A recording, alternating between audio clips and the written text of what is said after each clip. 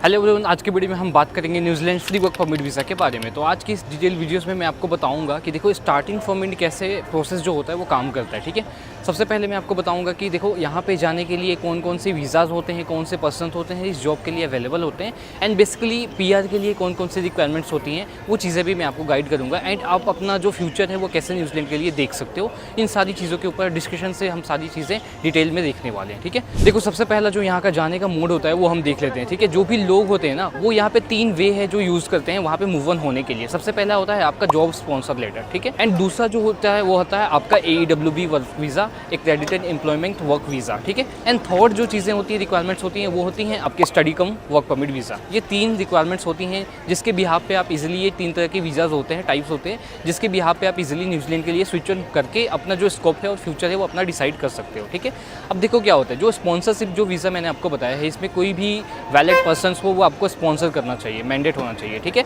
And जो आपका second होता है AWB वीज़ा, इसमें क्या होती है कोई भी रेपुटेटेड कंपनीज़ जो होती हैं, गवर्नमेंट ऑथराइज कंपनीज़, वो आपको स्पॉन्सरशिप करेगी तो ही आप इसमें अपना जो काम है वो करा सकते हो। अदरवाइज़ इसके लिए अलावा कोई भी शॉर्टकट्स ऑप्शन अवेलेबल नहीं होता है। ठीक है, एंड इसके अलावा जो लास्ट थर्ड ऑप्शन बचता है वो होता है आपका स्टडी वीज़ा, जिसमें रिकग्नाइज यूनिवर्सिटीज़ होती हैं, अथॉरिटीज़ होती हैं, इंस्टीट्यूशंस होते हैं जो आपको स्टडी वीज़ा ऑफर करते हैं, जिसके बिहाफ पे आफ्टर सम टाइम्स स्टडी के बाद आप वर्क परमिट में कन्वर्ट करवा सकते हो। यही 3 लीगल वे होते हैं जिसमें आप अपना जो करियर है वो देख सकते हो न्यूजीलैंड में। ठीक है, तो देखो 3 जो वीज़ाज़ के मैंने आपको टाइप बताए हैं जिसमें लोग स्विच ऑन करते हैं, इसमें रिक्वायरमेंट्स क्या होती हैं वो चीज़ें मैं आपको बता देता हूँ। देखो सबसे पहली जो कंडीशन होती है वो होती है कि आपकी जो एज लिमिट होनी चाहिए वो 18 से एबव होनी चाहिए। ठीक है, सबसे पहला रिक्वायरमेंट्स होता है। जो सेकेंड होती है वो होती है आपकी क्वालिफिकेशन, आप 10th हो, आप 12th हो तो ईजिली इसमें जा सकते हो। अगर ग्रेजुएट हो तो ये आपके लिए प्लस पॉइंट होता है कि आप इजीली इन सब चीज़ों में जाओगे तो आपके पास मोस्टली आपके एक्सपीरियंस भी अच्छे होंगे। ठीक है, आपके एजुकेशंस भी होंगे, आपकी क्वालिफिकेशन भी जो होगी, ठीक है, और आपकी एक्सेंट्स वगैरह भी होंगे वो काफ़ी अच्छे होंगे। ठीक है, एंड इसके अलावा जो आपके थर्ड रिक्वायरमेंट्स होती हैं वो होती हैं लाइक आपकी एक्सपीरियंस। ठीक है, मिनिमम जो आपका एक्सपीरियंस है वो अराउंड 2 ईयर का होना चाहिए। ठीक है, अगर फ्रेशर हो तो करवा सकते हो, अदरवाइज़ आपके पास अगर एक्सपीरियंस है गल्फ कंट्रीज़ का या फिर नॉर्मल तो आपके लिए वो चीज़ें एडवांटेज हैं, प्लस पॉइंट है। ठीक है, एंड इसके अलावा जो आपके रिक्वायरमेंट्स होते हैं वो होते हैं आपके स्पॉन्सर लेटर। ठीक है, अगर ये सब चीज़ें नहीं हैं तो फिर आपके पास क्या होता है कि स्पॉन्सर्स के थ्रू आप जा सकते हो। ठीक है, ये कुछ कंडीशन हैं, ये कुछ बेनिफिट्स हैं जो चीज़ें मैंने आपको बताई, और आपको स्पीकिंग आनी चाहिए। ठीक है, क्योंकि देखो कोई आइल्स और PT की डिमांड नहीं करता, इसका मतलब ये नहीं है कि आपको स्पीकिंग नहीं आनी चाहिए।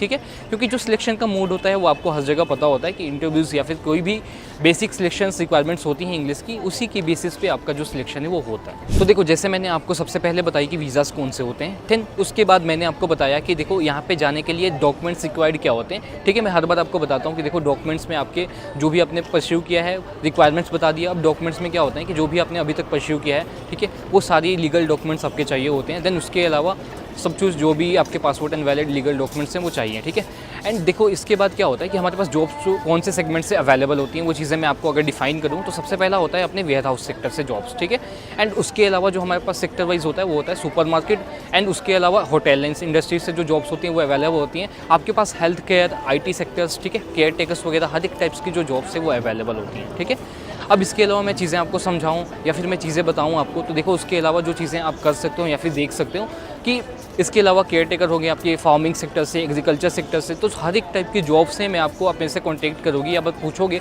तो मैं हर एक सेगमेंट की जॉब बताऊंगा आपके बेस्ड ऑन जो भी चीज़ें आप सिलेक्ट करोगे, बेस्ड ऑन योर प्रोफाइल और based on your job experience. ठीक है, अब इसके अलावा मैं आपको कुछ कंपनीज बता देता हूँ जो सेम सेगमेंट्स में डील करती हैं और उसी सेक्टर्स में जो आपके जॉब्स हैं वो प्रोवाइड करती हैं। ठीक है, तो हमारी पहली कंपनी है वो है no doubt new world. New world में जो आपने देखा होगा काफ़ी सारी रिस्पॉन्सेज आ रहे हैं। उसके अलावा कि जो भी जॉब्स हैं जो आप परफॉर्म करोगे वो सारी वैकेंसीज मौजूद होती है, क्योंकि काफ़ी बड़ी कंपनी है और इसमें time to time regular job updated होती रहती है। ठीक है, दूसरी जो हमारी कंपनी है वो है हमारी फूड स्टफ। जो फूड स्टफ कंपनीज है वो भी सुपर मार्केट की जेन्युइन कंपनी है, आप लोग भी जानते होंगे इनका नाम। ये काफ़ी वेल रिकॉग्नाइज कंपनी है, गवर्नमेंट से ऑथोराइज कंपनीज है। फिर बात करें नेक्स्ट कंपनीज की तो ये भी काफ़ी मल्टीनेशनल कंपनीज है, जो है हमारी फ्रेश चॉइस। ठीक है, इसमें भी सुपर मार्केट में और वेयर हाउस में काफ़ी सारी वैकेंसीज हैं जिसमें आप इजीली अप्लाई करके मूव ऑन हो सकते हो।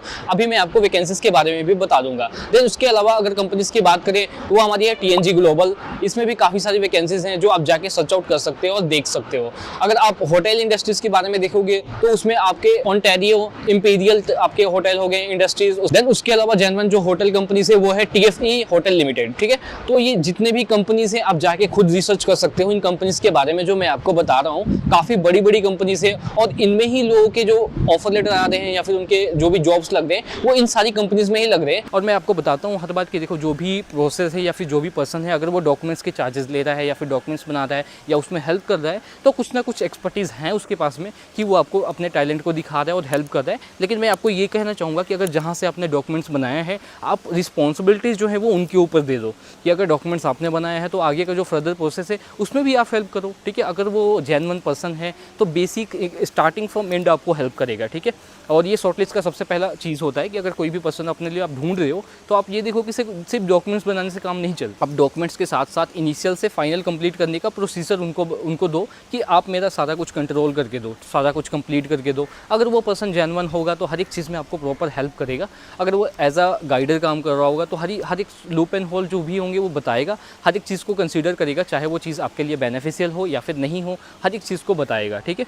एंड उसके बाद क्या होता है कि जैसे मैंने इनके जो पोजीशन लगवाए हैं, ठीक है, एंड उसके बाद से क्या होता है कि इनको इंटरव्यूज़ हुए, सबके पास ये होता है कि अगर डॉक्यूमेंट्स बनाया फिर अप्लाई किया। अप्लाई में लोग काफ़ी मिस्टेक करते हैं कि वो अलग अलग, कभी क्या होता है 2 प्रोफाइल अगर आपके पास में है तो दोनों अलग अलग डालते हैं। मैं हर बार बोलता हूँ कि भाई सक्सेस रेट पे बिलीव करो, अपने प्रोसेस पे बिलीव करो। जब भी अगर आपके पास में 2 फाइल हैं या 10 फाइलें हैं, अगर सही कंपनी है, सही रिक्वायरमेंट को मैच कर रहे हैं आपके स्किल्स एंड सही चीज़ें, सारा कुछ आपने किया है तो रिजल्ट पॉजिटिव आएंगे, उसका टेंशन नहीं लेते। रिजल्ट का कोई भी फिक्र नहीं किया जाता है, ठीक है। अगर काम आपने अच्छे से किया है तो आपके रिजल्ट आएंगे। देखो उसके अलावा क्या होता है कि जैसे इस वीडियोस में मैंने आपको सारी चीज़ें बताई हैं, ठीक है, और इस तरह के बीजे और भी मैं बनाता रहता हूँ, उस चीज़ को आप देख सकते हो, ठीक है। अगर आप चाहते हो कि चैनल से जुड़े रहो तो मेरे चैनल को सब्सक्राइब करो, वीडियोस को लाइक करो, ताकि आने वाली सारी वीडियोस की नोटिफिकेशन आप तक पहुँचती रहे।